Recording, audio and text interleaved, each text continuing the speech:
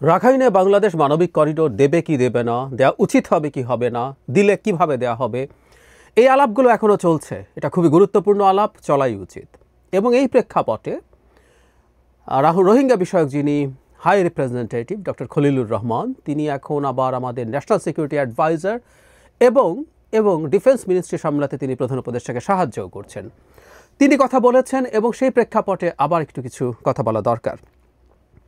Doctor Khalil বলছেন রাখাইনে মানবিক করিডোর চালুর বিষয়ে কোনো চুক্তি হয়নি। তিনি বলেছেন রাখাইনে একটি মানবিক করিডোর চালুর প্রস্তাবনা নিয়ে আলোচনা হচ্ছে, তবে এখনও এই বিষয়ে কোনো চুক্তি বা আনুষ্ঠানিক সিদ্ধান্ত হয়নি। তিনি একটা রোহিঙ্গা প্রত্যাবাসন বিষয়ক একটা সেমিনারে বলছেন।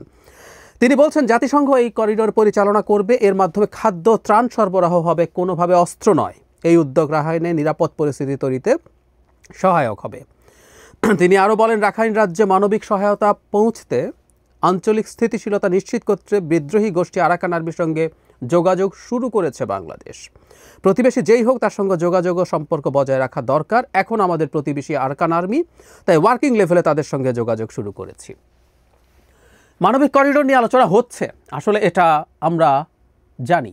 পররাষ্ট্র উপদেষ্টা বলেছেন এবং এরপর প্রেস সচিব এটাকে যেভাবে ব্যাখ্যা করে এক ধরনের ঘোলাটে করার চেষ্টা করেছেন, তাতে আমাদেরকে বোকা ঠাওরানো হয়েছে। তখনই বলেছি উনি যা বলেছেন সেটা ভিন্ন ভাষায় আসলে করিডোরেরই আলাপ। উনি বলছেন কোনো করিডোরের আলাপ হয়নি, আমরা লজিস্টিক সাপোর্ট দেবো ইত্যাদি ইত্যাদি মানবিক সাহায্য যাওয়ার জন্য। ইট ওয়াজ দ্য সেম। এবং জনাব খলিল যখন এখন করিডোর নিয়ে বলছেন, দ্যাটস ফাইনাল, সিদ্ধান্ত হয়ে গেছে। আমরা তাও বলিনি, পররাষ্ট্র উপদেষ্টাও বলেননি, বলেছেন আলোচনা হচ্ছে এবং একই রকম আলোচনা হচ্ছে এবং শর্ত নিয়ে কথাবার্তা হচ্ছে বলে জানিয়েছিলেন পররাষ্ট্র উপদেষ্টা।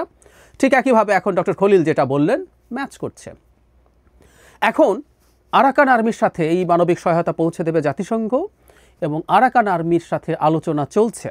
আরাকান আর্মির সাথে আলোচনার কথা আমরা সবাই আবার একটু মনে করিয়ে দেই, দীর্ঘদিন থেকে বলছি, কিন্তু সেটা এরকম না যে আরাকান আর্মি আমাদের দেশের 10 কিলোমিটার ভেতরে ঢুকে অস্ত্র নিয়ে পতাকা নিয়ে তাদের ব্যাজ পরে জলকেলি করে যাবে এবং বিজিবি সেখানে দাঁড়িয়ে দাঁড়িয়ে সেটা দেখবে। নন স্টেট অ্যাক্টরের সাথে এভাবে ডিল করা যায় না, এটা জনাব খলিলদের জানা উচিত, নিশ্চয়ই জানেনও।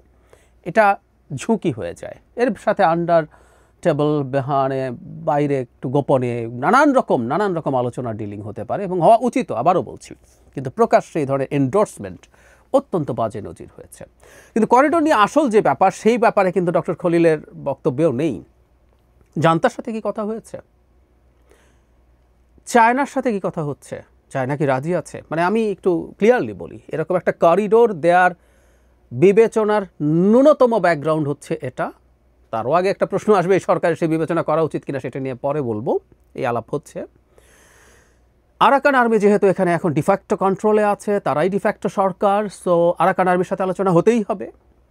জান্তা সরকার অ্যাগ্রি করে কিনা, কারণ আমি বহুবার বলেছি, আমরা অনেকেই জানি আরাকান প্রভিন্সের ভূমির নিয়ন্ত্রণ আরাকান আর্মির থাকলেও, এখানে জান্তাদের সৈন্য এই মুহূর্তে না থাকলেও সেটা চিরস্থায়ী কিছু নয়।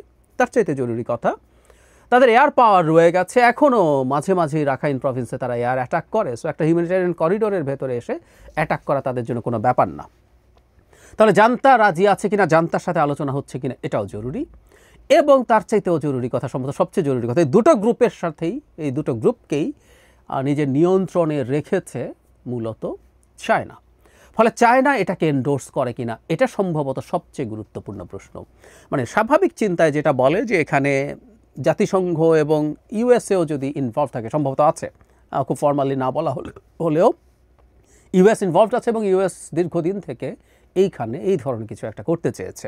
ফলে যেখানে ইউএস ইনভলভড আছে সেই হিউম্যানিটেরিয়ান করিডোর চায়না পছন্দ করার কোনো কারণ নেই। কারণ রাখাইন প্রভিন্সে আমেরিকা ঢোকার বা কোনোভাবে ইনভলভড হওয়ার বা কাউকে ইনভলভ করানোর মূল উদ্দেশ্য আসলে চায়নাকে ঝামেলায় ফেলা।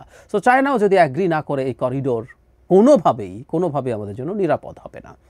সো এতগুলো ইফস অ্যান্ড বাটস মিললে তারপর ভাবা যেতে পারে, বলছি, ভাবা ঠিক হবে বা উচিত হবে, নট নেসেসারিলি। এটাও একেবারে জরুরি প্রশ্নের ব্যাপার।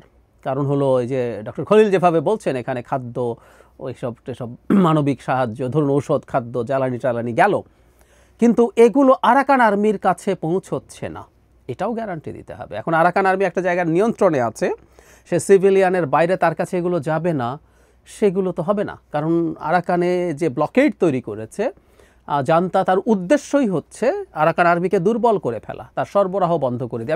আমি সামরিক সরবরাহের কথা বলছি না। একটা বাহিনী যখন যুদ্ধ করে, তার খাবারের সংকট যদি হয়, তার ঔষধের সংকট যদি হয়, তার জ্বালানির সংকট যদি হয়, এগুলো তার যুদ্ধের সক্ষমতাকে নষ্ট করে। সো হিউম্যানিটারিয়ান যে সাহায্য, এগুলো আরাকান আর্মির কাছে গেলেও সেটা তাকে স্ট্রেংথেন করবে। এটা জান্তা কি মেনে নেবে?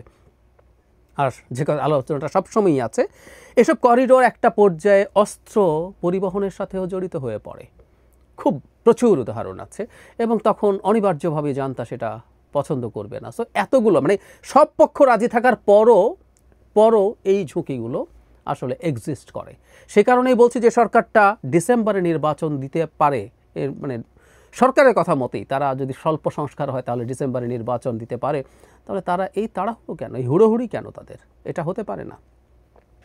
অজুহাত দেখানো হচ্ছে দুর্ভিক্ষ শুরু হয়ে গেলে সমানে লোক আসতে থাকবে। সমানে লোক এমনিই আসছে, জাস্ট ফর ডিফারেন্ট রিজন। বলেছি এসব নিয়ে কথা, এটা ঠেকানো যাবে না। বটম লাইন হচ্ছে এই সরকার রোহিঙ্গার ইস্যু নিয়ে এইভাবে কোনো সিদ্ধান্ত নেওয়া মোটেও উচিত হবে না।